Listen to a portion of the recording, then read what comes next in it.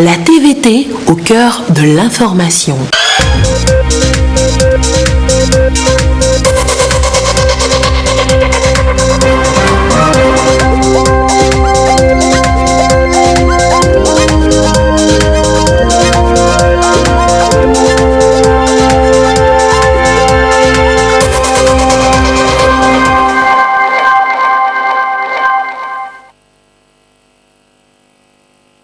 C'est fini pour la 3e édition de l'Université du 3e âge. L'INAM était avec les personnes âgées de Kara qui ont bénéficié des conseils pratiques et orientations nécessaires pour leur bien-être, à suivre dans un instant. Le processus électoral en vue des présidentielles de 2020 se poursuit. La HAC donne les précisions sur les dispositions prises pour une couverture médiatique réussie, à suivre tout à l'heure. Et enfin, aujourd'hui, premier samedi du mois de décembre, dernière opération Togo propre de l'année, massivement, les Togolais se sont mobilisés à cet effet. Et voilà pour le sommaire. Où que vous soyez, vous êtes en direct sur la télévision togolaise. Bonsoir et bienvenue aux 20h de ce samedi. Les seniors sont à l'honneur à Kara. Les personnes âgées ont été entretenues sur les questions liées à leur santé et à leur bien-être pour leur permettre de jouir pleinement de leur 3e âge. C'est à la faveur de l'acte 3 de l'Université du 3e âge, l'initiative de l'Institut national d'assurance maladie, INAM. Nestor Mouzou, précision. À partir de 60 ans, l'homme est considéré comme une personne du 3e âge, l'étape de la vieillesse. Les personnes du 3e âge ont besoin d'activités sportives pour les maintenir en bonne santé. La marche constitue une de ces activités. C'est par la marche que les personnes âgées de la Kara ont commencé les universités du 3e âge que l'Institut national d'assurance maladie a initié à leur endroit. Leur marche a abouti à la grande salle du palais des congrès où les attendaient les officiels. Les universités du 3e âge sont à leur 3e édition cette année. Elles sont tenues pour réfléchir et trouver des approches de solutions aux problèmes de santé auxquels les personnes âgées sont confrontées. À l'époque, on allait à la retraite à 55 ans. Nous avions pensé d'organiser d'abord les structures sectorielles de base, puisque les gens sont âgés de 55 ans. Et ce n'est qu'à 60 ans qu'on est personne âgée. Donc, un plaidoyer envoyé au Fonds des Nations Unies dans son programme Population Développement nous a dit, mais voilà une belle initiative. Et on a commencé à nous financer pour nous permettre d'instaurer dans les 22 préfectures d'alors ces structures de base. Après avoir mis maintenant les structures de base, nous sommes montés à 35 préfectures. Nous avons fait notre plaidoyer pour dire maintenant nous avons mis le Conseil national consultatif des personnes âgées au Togo. Et on a commencé à nous financer à partir de 2007 jusqu'en 2011. Et durant cette période, on nous disait, personnes âgées, cherchez des partenaires nationaux. Alors d'où maintenant INAM qui est venu remplacer le Fonds des Nations Unies pour la population et le développement. Donc c'est un grand événement pour nous, les personnes âgées. Cela prouve que, en réalité maintenant au Togo, les personnes âgées ne sont plus oubliées, mais bien intégrées dans tous les programmes du gouvernement. Les personnes du 3e âge ont contribué à bâtir la nation togolaise. Elles en constituent même une richesse. En retour, la nation leur doit reconnaissance, respect et surtout solidarité en les accompagnant pour une vieillesse épanouie pour leur santé.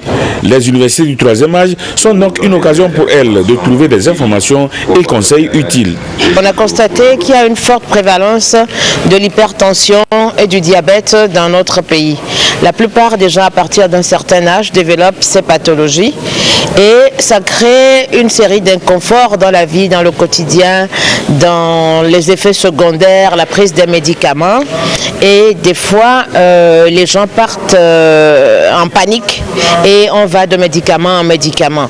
Ça a été par exemple l'une des thématiques phares où le spécialiste a essayé d'expliquer aux seniors les impacts de la surmédication, de la consommation excessive de médicaments, parce que entre deux médicaments, il peut y avoir des effets secondaires qui n'ont pas besoin d'être traités par un 3e médicament. On est surtout satisfait de voir les gens contents, des gens qui en demandent, des gens qui viennent chaque année un peu plus nombreux, surtout sur les éditions population de Lomé parce qu'ils trouvent des réponses à un certain nombre de questions.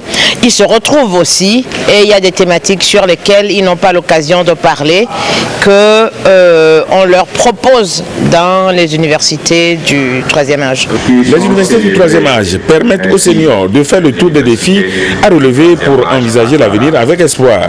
En le leur rappelant, le préfet de la COSA leur a demandé de continuer par être utile à la nation, que ce soit à travers les sensibilisations que par des actions de sagesse. Hemou Badiba Oubakali les a exhortés à saisir les opportunités que l'INAM leur offre pour consolider leur capital santé et bien-être. Dans la foulée des universités du troisième âge à Kara, l'INAM a profité pour lancer la couverture maladie des artisans au centre médico-social de Yadebo. L'Institut national d'assurance maladie est donc dans la dynamique de l'accélération de la prise en charge de toutes les couches sociales en matière de santé. Dynamique qui s'arrime à l'axe 3 du plan national de développement qui ne veut laisser personne de côté en matière de partage de richesses générées par le pays. Le projet de construction des ouvrages d'eau et d'assainissement dans la région centrale a démarré. Il concerne plus de 700 latrines familiales et une trentaine de forages. C'est grâce au programme BID UMOA d'hydraulique et d'assainissement en milieu rural au Togo. Désiré Aloy.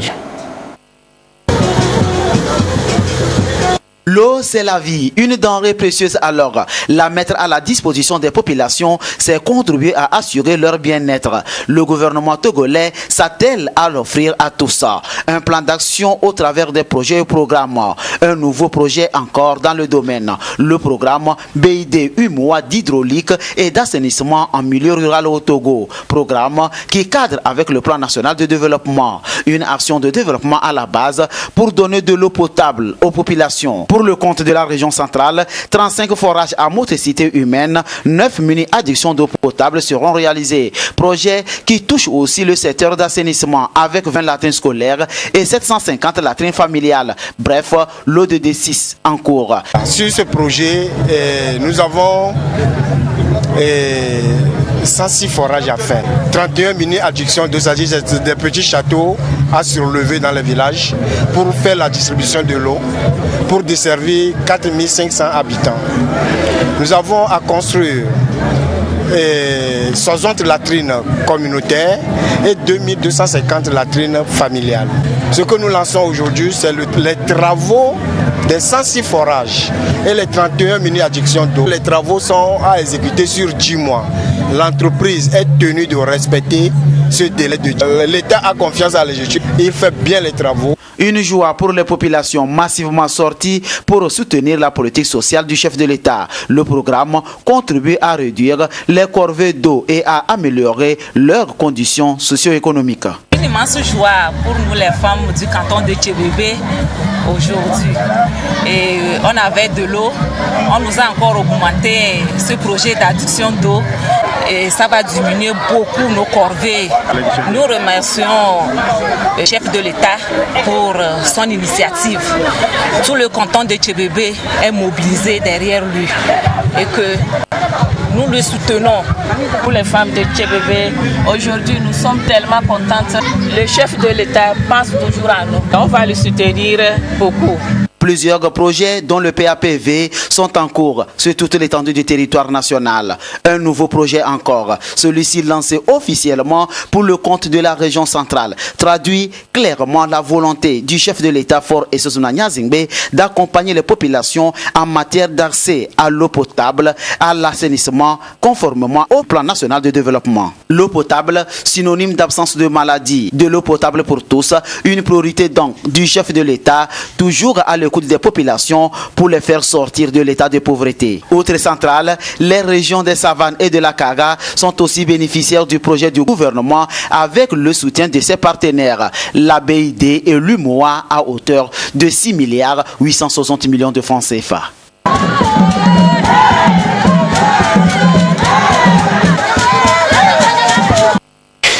Lutte contre les effets du changement climatique au Togo, le pays bénéficie de l'expertise d'une délégation d'experts onusiens en la matière depuis le 25 novembre dernier. La mission vient évaluer les capacités togolaises dans le domaine des risques de catastrophes et d'adaptation au changement climatique.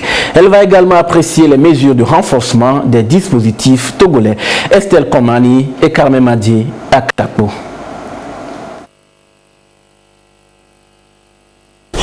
La problématique des risques de catastrophes est une préoccupation mondiale. Beaucoup d'acteurs se sont engagés pour trouver les meilleures stratégies pour endiguer le phénomène.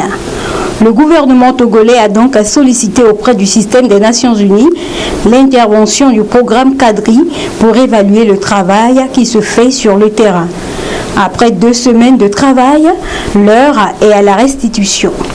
Le gouvernement a mis en place un cadre institutionnel fort qui nécessite certes des renforcements des capacités d'une manière spécifique, mais qui offre déjà une base excellente pour la collaboration et la coordination entre toutes les institutions qui interviennent non seulement dans la réponse aux catastrophes, mais aussi en amont sur les questions de prévention. Il y a aussi des recommandations qui portent surtout sur la coordination intersectorielle, l'activation de la plateforme nationale de réduction des risques de catastrophes qui regroupe toutes les institutions et tous les intervenants étatiques aussi bien que les intervenants non étatiques. L'Agence nationale de protection civile, ANPC, se dit prête à poursuivre les actions sur le terrain afin de relever les défis et améliorer les conditions de vie des populations vulnérables. Il faut peut-être revoir le cadre institutionnel, pour pouvoir renforcer les capacités de l'agence dans ses interventions au niveau central, au niveau communautaire, surtout avec la création des mairies, des communes. Au niveau local, il faut pouvoir intégrer ça dans les missions de l'agence. Le secrétaire général du ministère de la Sécurité a, au nom de son ministre, exprimé la gratitude du gouvernement au programme CADRI. Il a souligné que le rapport de cette mission sera une guideline qui édifiera les acteurs de la plateforme nationale de réduction des risques de catastrophes. Les préparatifs en vue de la bonne tenue des élections présidentielles de 2020 se poursuivent à tous les niveaux. La Haute Autorité de l'audiovisuel et de la communication HAC a adopté les tests régissant la couverture médiatique avant, pendant et après le scrutin. Quelles sont les dispositions prises pour assurer aux partis politiques un accès équitable aux médias? Voyons cela avec Arnold Kiliou. La Haute Autorité de l'audiovisuel et de la communication HAC rend public les tests adoptés en conclave à Palimé. L'institution annonce les dispositions prises pour un accès équitable des partis politiques aux médias officiels et privés suite à la convocation du corps électoral par le gouvernement. Le gouvernement a pris des décrets, non seulement fixant la date de l'élection présidentielle, mais convoquant le corps électoral et fixant aussi la période de la campagne électorale. Donc ce qui nous a donné en ce moment force et justificatif pour que les textes que nous étions en train de prendre puissent être mis à la disposition des populations. Le premier axe, c'est d'abord de convenir des différentes dispositions qui vont être prises pour la gestion de la période électorale. C'est une série de textes que nous prenons concernant l'accès des candidats aux médias officiels. C'est surtout ça notre mission pendant les élections. Et ces médias que nous appelons des médias publics, c'est essentiellement la télévision togolaise, c'est Radio Lomé, c'est Radio Kara et Togo Presse. Donc il s'agit ici pour nous de déterminer les conditions dans lesquelles chaque candidat pourra disposer de temps d'antenne sur ces médias pour pouvoir présenter aux électeurs togolais les propositions qu'il a pour une meilleure organisation et gestion de la cité nationale.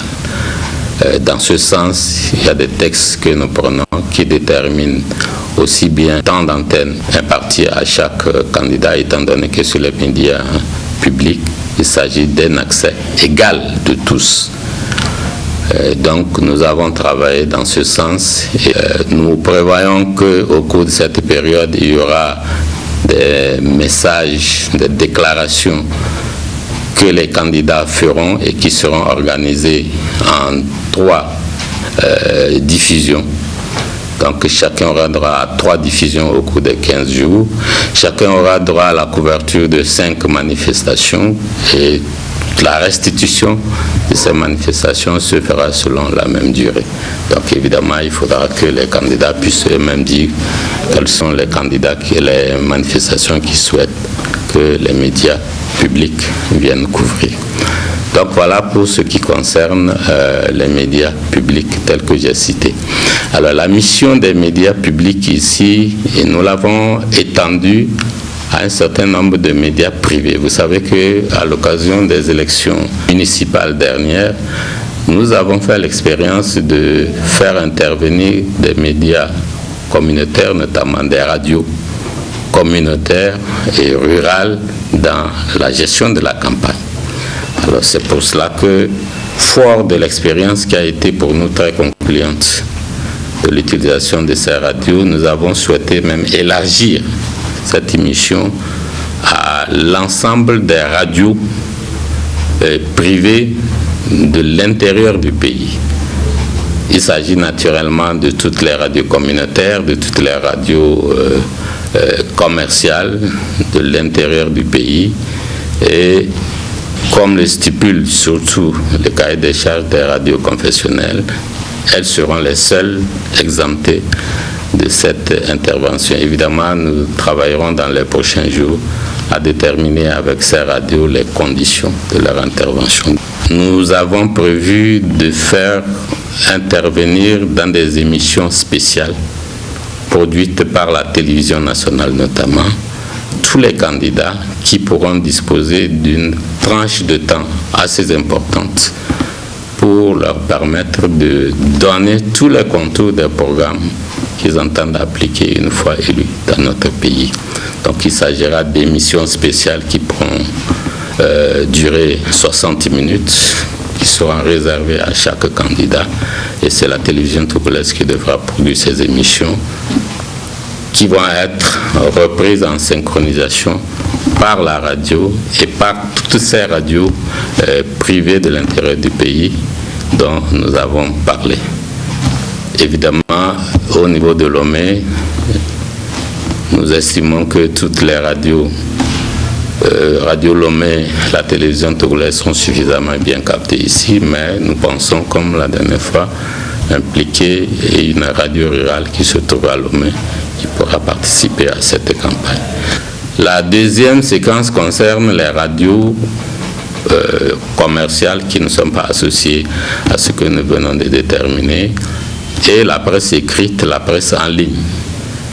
Pour ces organes de presse, nous prévoyons également d'organiser un accès équilibré, un accès équitable des candidats, c'est-à-dire que nous prendrons des dispositions, c'est ce que nous avons d'ailleurs fait, pour que les candidats puissent accéder à ces organes de presse de façon équitable, qu'ils y accèdent selon les mêmes conditions, qu'il n'y ait pas de discrimination surtout. Nous avons déterminé l'ordre de passage de cette tranche-là qui se fera par tirage au sort et nous avons pris d'autres textes pour accompagner le travail des journalistes. Il s'agit notamment de l'élaboration d'un code de bonne conduite, de l'élaboration d'une recommandation qui seront des outils de travail des journalistes. Après cette phase d'information, la HAC passera à l'étape suivante, celle de la formation des acteurs politiques et des médias. Après l'adoption et l'édition de ces textes sera essentiellement de faire en sorte que tous ces textes-là soient largement mis à la disposition des journalistes sur l'ensemble du territoire national, qu'ils soient journalistes de la presse publique, journalistes de la presse privée ou journalistes de la presse étrangères, parce que nous savons que pour des occasions comme ça, les médias étrangers sollicitent d'être présents sur le territoire national pour être les témoins des conditions de déroulement du scrutin. Organiser leur appropriation par les journalistes, ce sera la phase naturellement de séminaires et d'ateliers qui seront organisés à cet effet sur l'ensemble du territoire national. Et la malheureuse expérience de constater que les candidats qui sont concernés ne s'intéressent pas beaucoup aux textes qui sont pris par la HAC pour l'organisation de la gestion médiatique des élections, quoique ils envoient souvent des représentants aux différentes rencontres de formation et d'imprégnation. Donc cette fois-ci, nous allons faire en sorte que les candidats, lorsqu'ils seront officiellement déclarés, validés par la Cour constitutionnelle, que nous puissions très rapidement mettre à leur disposition tous les textes qui ont été pris, mais également nous aurons à les convier à venir assister à toutes les séances que nous aurons à organiser. Cette dernière phase consiste à veiller à ce que les dispositions arrêtées soient rigoureusement respectées sur l'ensemble du territoire national. Cette fois-ci, nous allons déployer des équipes dans toutes les régions du territoire national. Ce sera les membres et les agents de la Haute Autorité de l'Audiovisuel et de la Communication, avec l'appui de correspondants locaux que nous allons recruter pour nous assurer que les dispositions qui sont prises sont respectées. La HAC a pris également certaines mesures par rapport à cette élection présidentielle concernant les 2 tours prévus par la nouvelle loi fondamentale. L'élection présidentielle, cette fois-ci, est organisée en 2 tours. Donc, toutes les dispositions que je viens d'énoncer sont valables pour le premier tour. Et naturellement, dans un cas comme celui-là où l'élection est faite en 2 tours, ces dispositions peuvent être reprises et modifiées pour s'adapter éventuellement à un 2e tour s'il y en a. Et donc nous aurons l'occasion de peut-être de revoir ces dispositions-là au cas où un 2e tour devrait être organisé. Dans tous les cas, avant le premier tour, nous aurons surtout arrêté que nous aurons sous réserve des dispositions spéciales pour le 2e tour. L'institution de régulation des médias veut faire en sorte que tous les acteurs s'approprient ces tests et veiller au respect des dispositions en vigueur dans le souci d'éviter les éventuels dérapages. Je vous donne à présent lecture de cet arrêté portant nomination des juges chargés du contentieux préélectoral auprès des commissions électorales locales indépendantes CELI. Le président de la commission électorale nationale indépendante, l'Assemblée plénière de la CENI, entendue, arrête, article 1er, sont nommés juges chargés du contentieux préélectoral auprès des commissions électorales locales indépendantes CELI dans le cadre de l'élection présidentielle de 2020, les personnes ci-après. Monsieur Moti Ntifafato Amevo Kokovi Senkasi, Monsieur Moti Ntifafato Amevo Kokovi Tone, Monsieur Fougou Pagidja Pendial, Monsieur Adjouda Atou Pendial Ouest, Monsieur Abdou Salami Muktaka Tandouar, Monsieur Tchagba Idrissou Oti, Monsieur Patati Patouyem Oti Sud, Monsieur Langbebande Mahama Kéran, Monsieur Petilibia Abalo Passama Doufelgou, Monsieur Aboti Kofi Ayasuno Bina, Monsieur Komlavi Inyeza Koza, Monsieur Mpoti Kokovi Asoli, Monsieur Kofi Kosikan Dankpen, Monsieur Kazoulé Abalo Bassar, Monsieur Alassani Abdul Salami Touré Tchaoudjo, Monsieur Apedo Akwete Tchamba,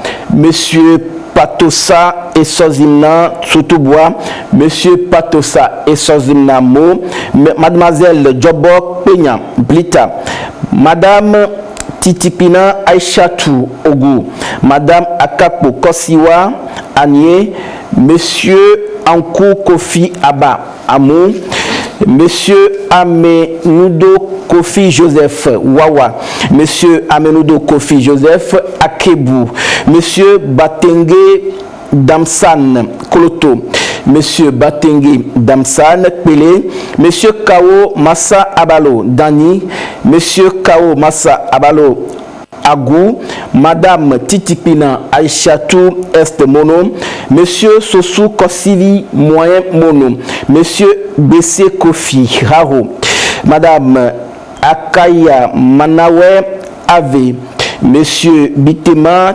Takao Yoto, Madame Tchabore Aoussi Vo, Monsieur Dao Abalo Lak, Monsieur Bodjouna Kotema Bamono, Monsieur Gagbeme Yao Zio, Monsieur Habitor Kofi Agwenive 1, 4 et 6, Monsieur Dalmeda Kodjo Agwenive 2, 3 et 5, Monsieur Lamboni Canfitieni, excusez-moi, Golf 1, B Est, Monsieur Adjesson Komi, Golf 2, B Centre, Monsieur Bassa Koku Mewenaovo, Golf 3, B Ouest, Madame Clevo Afouakouma, Golf 4, Amoutieve, Monsieur Adenka Adewe Kwaku, Golf 5, Aflaou Gakli, Monsieur Akotier Baba, Golf 6, Bagida, Madame Aïvon Petessou Afi, Golf 7, Aflaou Sabado.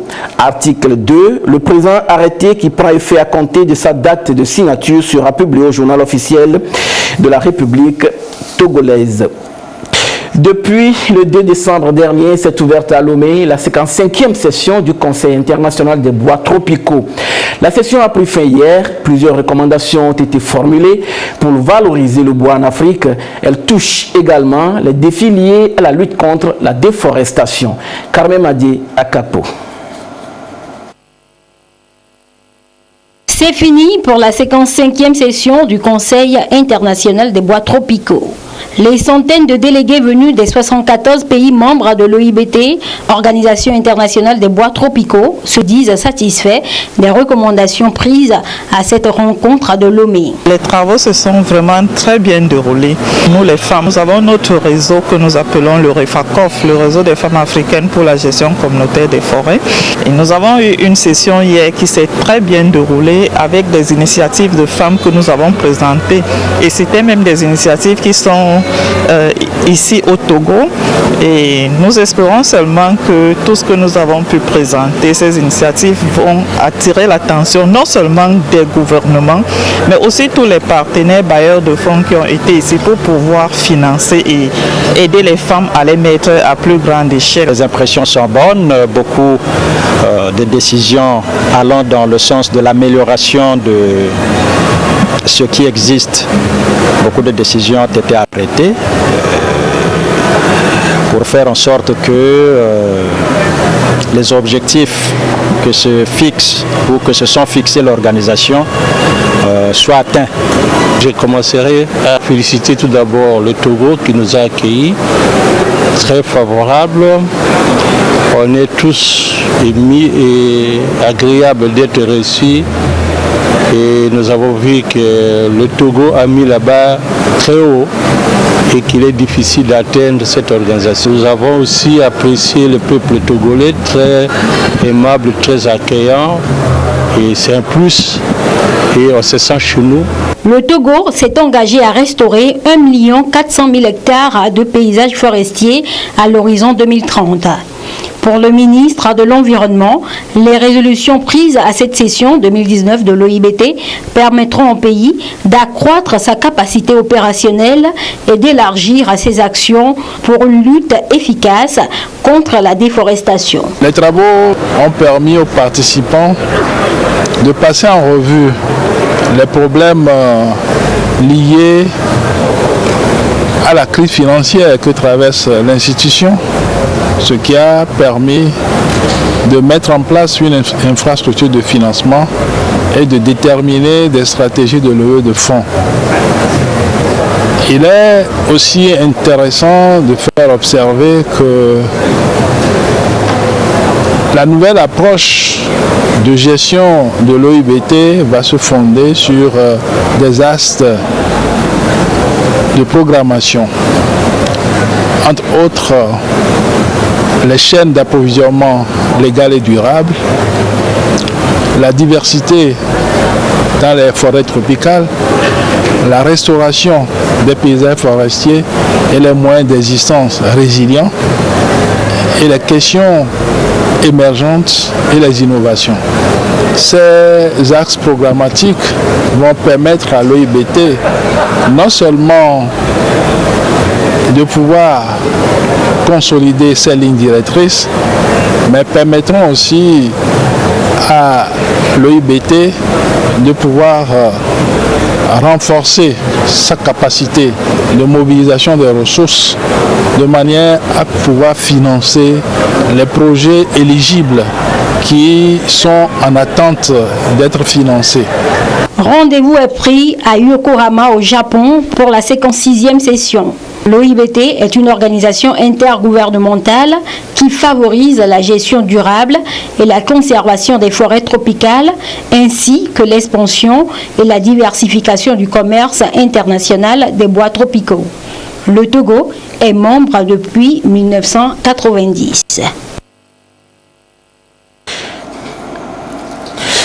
La convergence patriotique panafricaine CPP a un nouveau bureau. C'est à l'issue de son congrès ordinaire tenu ce samedi. L'instance dirigeante se chargera de redynamiser le parti pour ces 5 prochaines années. Également, lui donner de nouvelles orientations pour lui permettre d'être en phase avec les enjeux politiques actuels. Issaka Haruna, Medina Salami.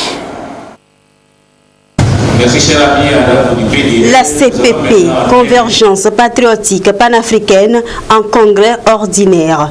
Les militants et sympathisants décident de sortir définitivement leur parti de son sommeil politique. Au cours du congrès, un nouveau bureau national est élu. Avec l'onction du congrès et le concours des uns et des autres, ce bureau tentera de donner un nouveau souffle politique au parti. Nous avons eu un congrès un peu difficile parce que nous avons parcouru toutes les situations un peu difficiles que nous avons connues. Avec la nouvelle équipe que nous mettons en place, nous avons décidé de remettre en place les structures qui vont nous permettre de pouvoir aller loin et de remettre nos structures sur tout le territoire. Redynamiser, restructurer, remettre en place la position de la CPP sur le territoire. La CPP est un grand parti dans le temps et aujourd'hui on a l'impression qu'elle est pratiquement bas de l'aile. Mais nous sommes décidés à aller loin par la mise en place de cette structure sur tout le territoire. Nous avons une équipe de 15 membres. Nous avons déjà mis en place la fédération du Grand Lomé. Et donc bientôt nous allons mettre en place la fédération à Nero, à Tchévier, à Ouatchen, dans le Pendjal au nord, à Kara, un peu partout. Autre décision importante du congrès ordinaire, la convergence patriotique panafricaine ne présentera pas de candidat à la présidentielle de 2020. Toutefois, le congrès lance un appel à la classe politique togolaise afin de privilégier le dialogue et le sens de l'intérêt général pour un Togo paisible et émergent.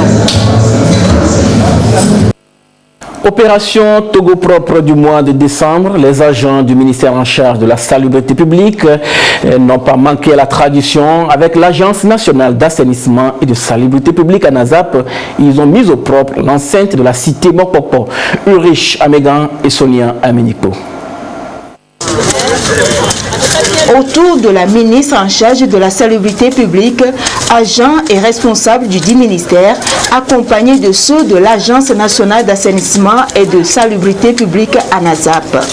Pour cette dernière opération Togo propre de l'année, ils se sont mobilisés pour mettre au propre l'enceinte de la cité Mokopo. Togo propre a été une opération réussie. Et nous ne pouvons que saluer l'initiative des autorités, en l'occurrence le président de la République, qui a instauré cette journée Togo propre. Elle participe, je dirais, pratiquement à 50% à la salubrité de nos villes. Et je crois que le constat est là. La plupart des gens qui viennent à Lomé saluent la propreté de Lomé. Cette action menée ici traduit ainsi l'engagement du ministère de la Salubrité publique à amener les Togolais à rendre davantage propre leur cadre de vie et de travail. Le premier samedi de chaque mois est déjà entré dans les mœurs et tout le monde doit continuer à faire ce que nous faisons aujourd'hui et on ne devait pas se lasser pour notre bien-être et pour le développement même de l'humain. On félicite son Excellence Faure Essozen Gnassingbé pour avoir instauré cette journée-là qui est devenue maintenant une habitude pour tout le monde. La ministre a profité de l'occasion pour remercier toutes les organisations qui tout au long de l'année ont contribué à l'amélioration du cadre de vie. Elle invite à plus d'engagement pour le mieux-être de tous. On va faire en 1 heure, on le fait peut-être en 2-3 minutes. Plusieurs ONG et associations ont aussi participé à l'opération Togo Propre, la dernière de l'année. Plusieurs communes ont été balayées et les dépotoirs sauvages enlevés. Abidé Gnassingbé, Sonia Amenepo, Gisèle Kozona.